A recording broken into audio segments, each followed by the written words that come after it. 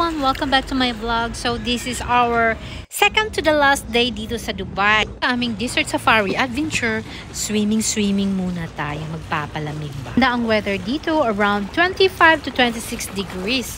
So, oh my God, kakaiba compared sa the Netherlands na -2. Ang swimming pool dito sa Occidental Hotel dito sa Dubai ay nasa first floor at madaming Filipino ang nagwo-work dito.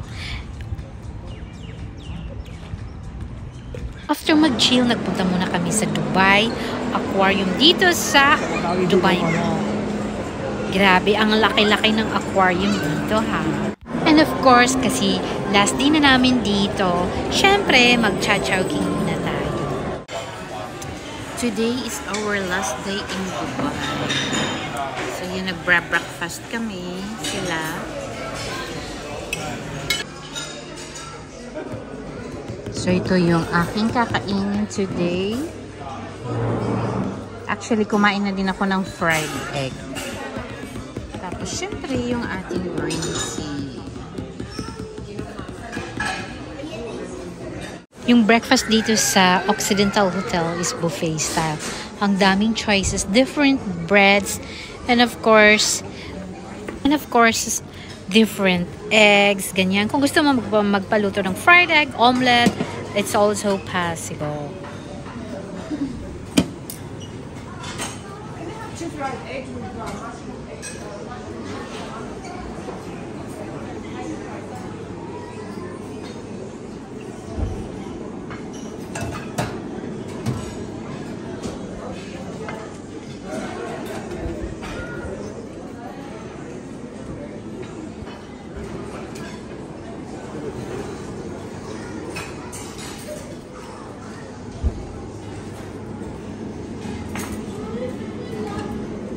Pardon.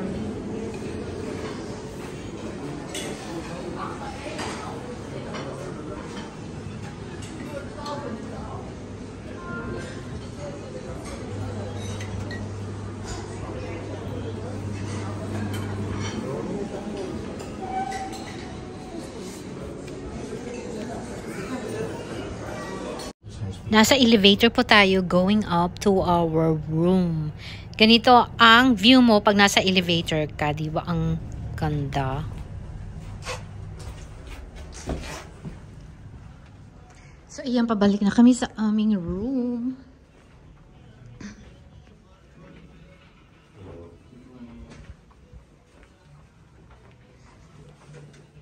So, we are back in the hotel. Si Mr.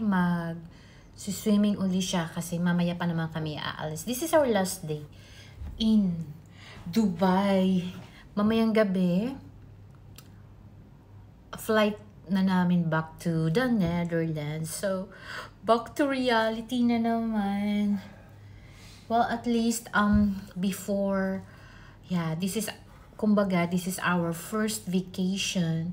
This 2024, paano na din namin sa aming sarili kasi grabe ang kayod, syempre lalo na din si Mr. Ako part-time lang pero syempre mahirap din kasi yung travel ko from home sa work medyo malayo. Tapos syempre lalo na si Mr. So need muna namin mag-rest even just for 1 week sa mainit na country. Yes, kasi doon sa Netherlands today, sa tingin ko is just, tingnan natin kung ilang degrees sa Netherlands.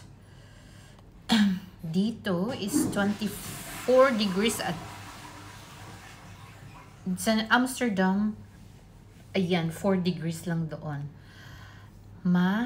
Malamig. So dito, kahit ilang araw lang kami, 1 week, at least, diba, nakapag shorts, nakapag t-shirt ng short sleeve lang, hindi yung makakapal na sweater. So, ayan. At saka, very thankful ako kasi yung 2023, yung unang pasok ng 2023, na-promote ako.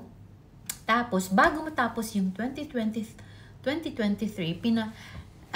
in-increase na ako. So, bali, starting this month, may increase ako. At saka malaki. Malaki ang ano. So, yun na yung paaming ano ba yun? Kumbaga yun na yung aming celebration. At saka actually, pre-birthday celebration ni Mr. Yung aming bakasyon sa Dubai. So, maya-maya, susunduin kami ng aming service. Dadaling kami sa airport.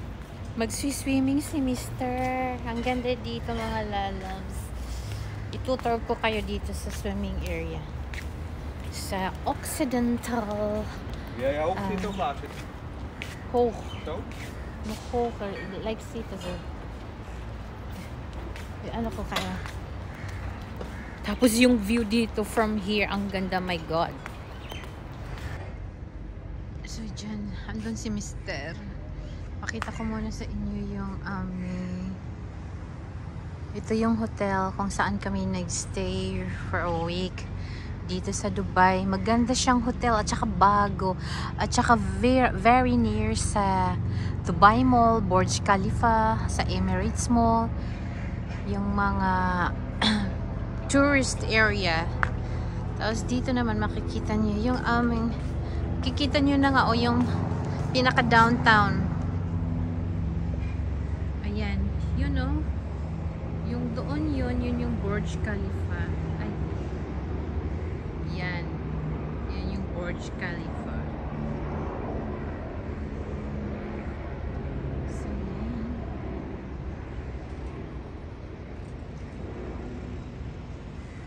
New area itong lugar na kung saan kami nagstay. As you can see, vacant pa dyan. Baka in few years, 2 years, meron na yan dyan building.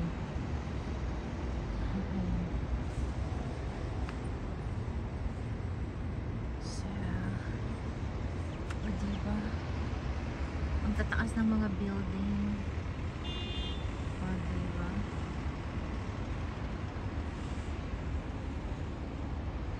Yan si Burj Khalifa.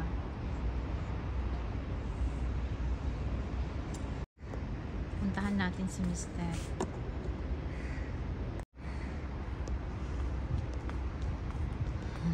Akala ko magsuswimming, parang natulog.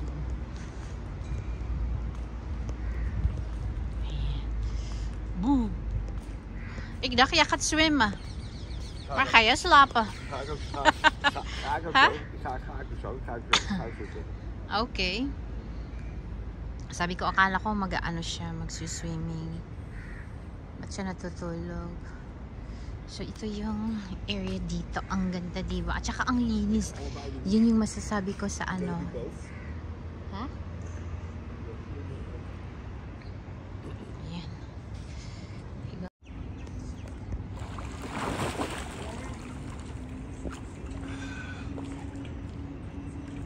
Ayan siya. Hier blijven hoor. Er is een meisje daar.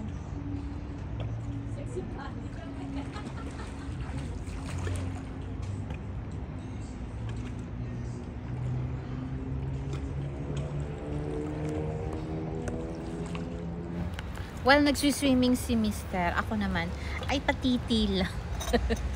Patiti lang tayo dito.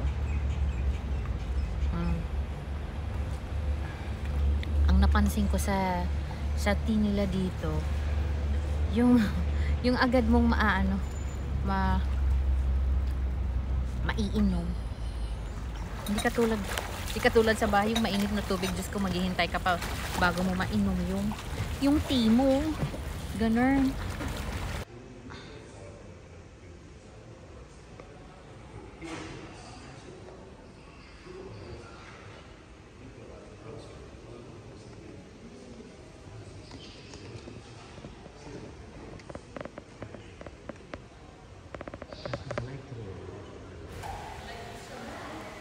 So, we check out already. Inaantay na lang namin yung aming shuttle na maghatid sa amin sa airport. So, ayan.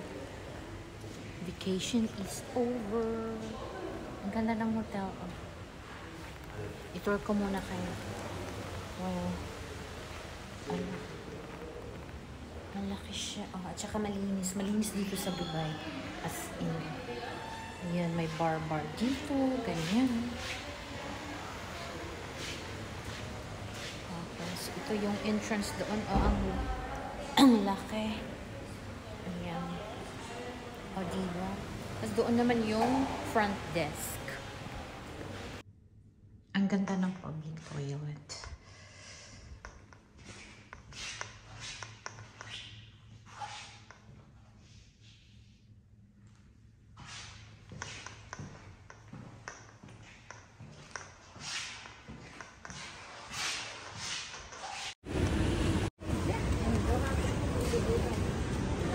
Area 2 you do right.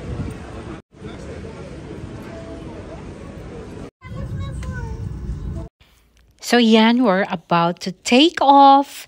So saying goodbye to Dubai. Our bucket list vacation. Yes. Actually, we were supposed to go to New York. Pero since winter din sa New York, so we decided na unahin muna namin ang bakasyon going to Dubai. Dubai is really a beautiful country, super. At saka, ang linis-linis. At saka yung obserbahan ko doon, parang walang mga pickpocketers doon. Oo. Can you imagine nung nasa food court kami, yung mga tao doon, halimbawa, before sila mag-order ng food nila, naghahanap muna sila ng table. So, pag makahanap sila ng empty table, talagay nila yung bag nila. As in, iniiwan nila yung bag tapos mag-o-order sila ng food. And you know what? Walang kumukuha sa bag. Walang nagnanakaw. As in, wala.